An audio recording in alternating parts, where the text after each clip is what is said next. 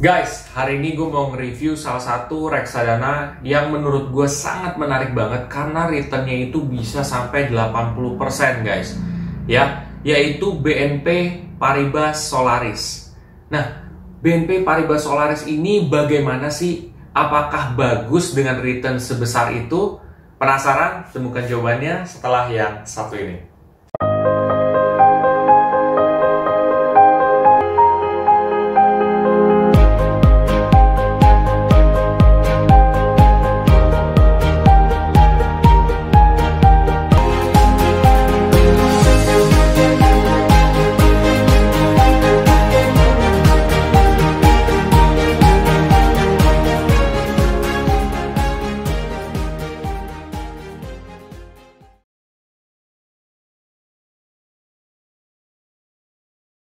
Oke, jadi BNP Paribas Solaris itu seperti apa sih Jess gitu? Nah, disclaimer dulu yaitu keputusan investasi ada di diri kita masing-masing.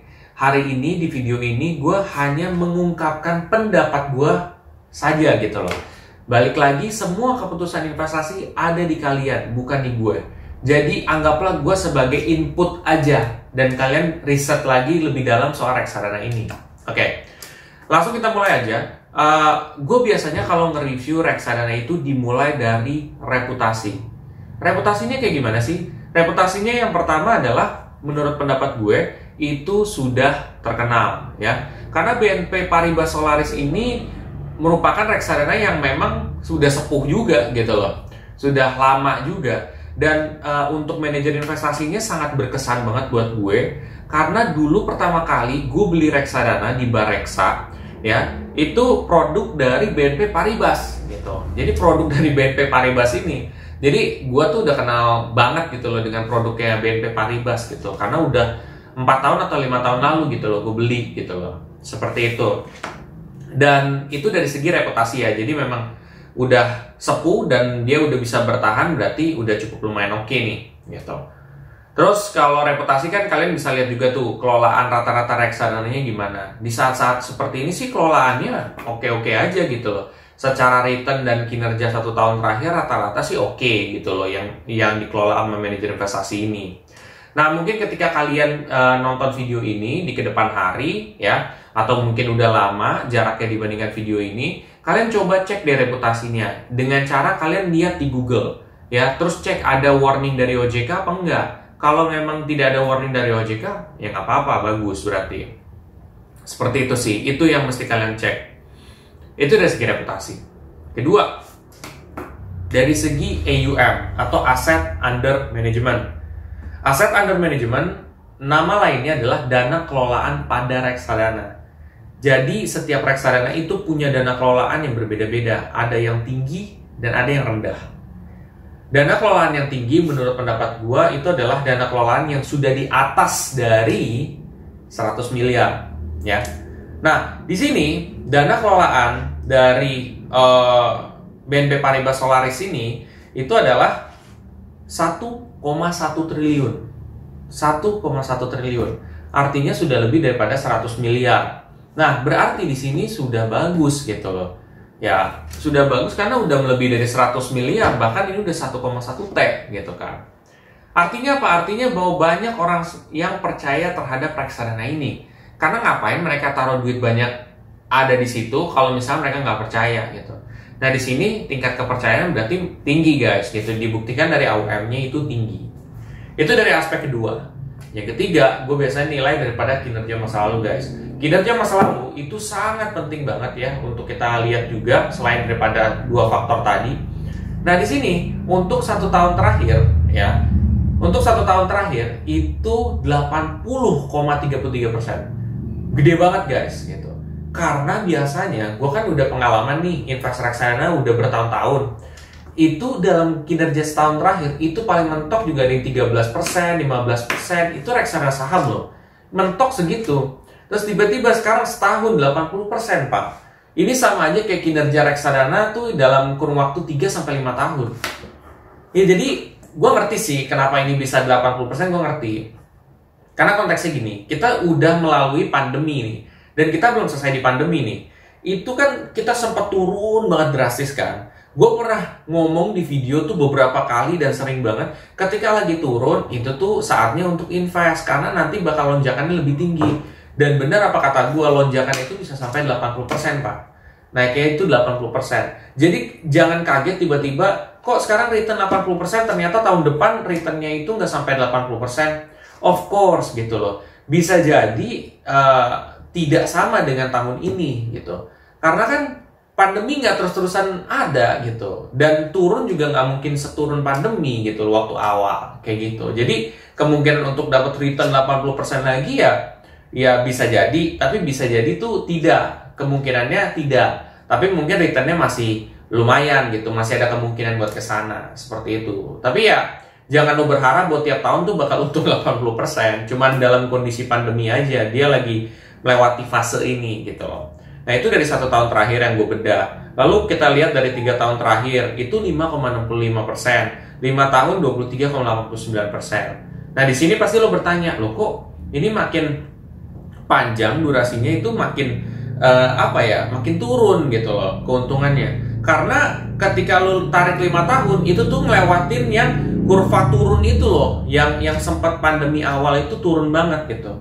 Dan di sini itu tuh pastinya turun banget gitu loh kalau lo compare dari jauh nih. Tapi kalau misalkan lo compare dalam setahun terakhir, di saat lo lagi turun nih, ini kan poinnya tuh dari turun sampai sekarang naik itu 80%. Tapi kalau lo dari yang sebelum pandemi terus habis itu sampai sekarang, ya itu cuma 23% gitu loh. 23% ya 5 tahunan seperti itu. Jadi ya worst case lo misalkan nyimpan 5 tahun, itu pun juga masih tumbuh walaupun angkanya itu tidak sebesar tahun pertama seperti itu. Itu kalau kita bedah daripada kinerja masa lalu atau compound annual growth rate.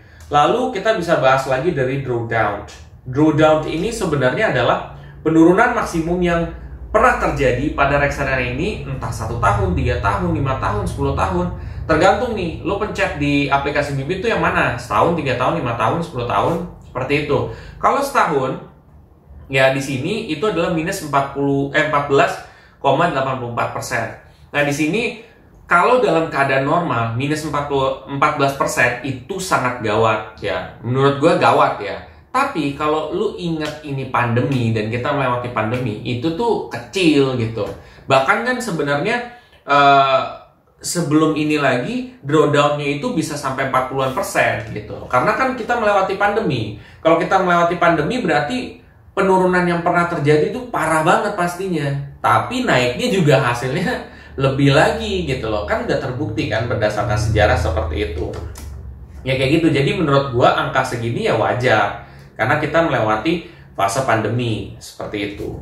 Lalu kita lihat daripada expense ratio. Expense ratio, nah caranya untuk lo tahu ini bagus atau enggak, lo bandingkan dengan beberapa reksadana saham lain. Di sini itu 3,17%, berarti di sini masih cukup oke dan bagus. Kenapa? Karena biayanya itu tidak terlalu besar juga. Gue banyak juga menemukan expense ratio yang 5%, 4%, lebih dari 5% kayak gitu. Dan ini bisa 3,17 ya cukup oke lah gitu loh. Mau dibilang murah banget enggak, ada yang lebih murah, tapi udah cukup oke sih, biayanya terkontrol. Nah, expense ratio itu apa sih? Expense ratio itu adalah biaya-biaya yang dikeluarkan si manajer investasi dalam mengelola reksadana ya. Jadi biayanya berapa? Seperti itu. Semakin kecil berarti kan semakin yang diharapkan investor dong, karena mereka nggak perlu bayar duit banyak, istilahnya kayak gitu. Tapi anyway, lu setahun, 3 tahun, 5 tahun, data yang tampil itu adalah data bersih Pak, keuntungan bersih. Jadi lu nggak perlu khawatir, oh bakal kepotong segini, bakal kayak gini, itu udah beres lah, lu udah terima beres, seperti itu. Itu dari expense ratio. Lalu kalau kita lihat daripada minimal pembelian. Nah, minimal pembelian ini macam-macam ya, ada yang bisa dimulai dari 10.000, 100.000, sejuta. Nah, cuman kalau di sini untuk BNP Paribas Solaris ini itu dimulai dari 100.000 guys. Jadi menurut gua udah cukup affordable banget gitu sih. Itu plus lah. Lalu di sini BP dan BK ya. BP itu adalah bank penampung, bank kastedian itu BK ya. Nah, biasanya kalau dulu bank kastedian sama bank penampung sama. Tapi sekarang bank penampung tuh sama bank kustodian beda. Nah, bank penampungnya di sini adalah BCA. Kalau BCA sih seharusnya bagus ya, karena banyak juga investor yang menggunakan BCA sebagai bank mereka. Kalau mereka banknya sama dengan bank penampung, berarti mereka tidak kena 3,5 maupun 6,5 gitu. Karena kan ada biaya transfer tuh kalau misalkan beda bank. Seperti itu guys.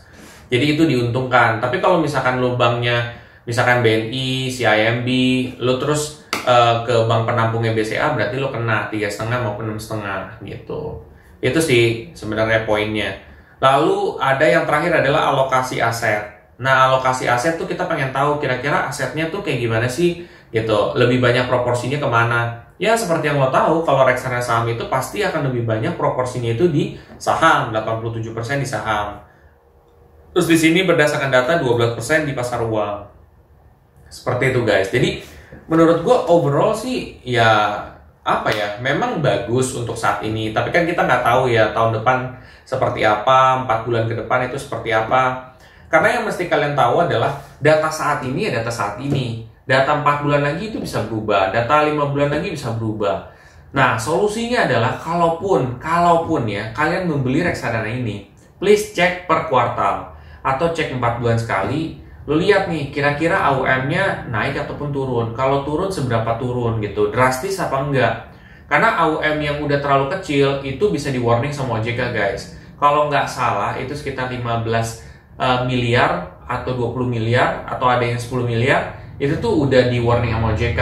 Jadi pastikan AUM itu tidak terlalu turun drastis sampai segitu. Nah itu. Terus kedua, reputasi.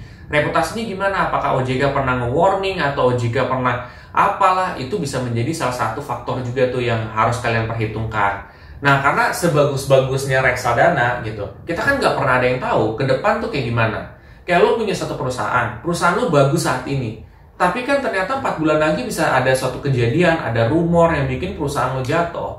Sebagus apapun itu bisa saja terjadi gitu. Makanya daripada itu, kita tetap harus cek per kuartal gitu untuk memastikan kondisinya itu seperti apa. Kalaupun memang nggak bagus, itu balik lagi keputusan di kalian. Apakah kalian mau jual, apakah kalian mau switching, apakah kalian mau tetap aja di situ gitu. Itu nggak apa-apa gitu. Itu balik lagi kepada kalian sendiri. Gue hanya menyampaikan opini gue dan mudah-mudahan ini bisa kalian terapin sendiri gitu. Jadi ke depan datanya berubah, kalian nggak perlu dependen terhadap gue gitu. Kalian udah bisa semua sendiri. Itu yang gue harapkan. Karena pasti kalian lebih pintar lah dibandingkan gue. Oke, gitu aja sih yang bisa gue sampaikan. Dan mungkin tambahannya adalah kalau misalkan reksadana saham diperuntukkan untuk 5 tahun ya, 5 tahun atau 5 tahun ke atas. Karena di bawah dari 5 tahun kemungkinan ruginya itu gede. Memang di saat ini emang lagi plus dan bagus, tapi kan kita nggak tahu data masa lalu apakah selalu sama dengan data masa depan. Seperti itu. Kalau kalian merasa video ini sangat bermanfaat, kalian bisa share aja ke teman-teman kalian yang lain. Dan jangan lupa untuk subscribe, like, dan komen di video gue. Sampai jumpa di video gue selanjutnya. Terima kasih.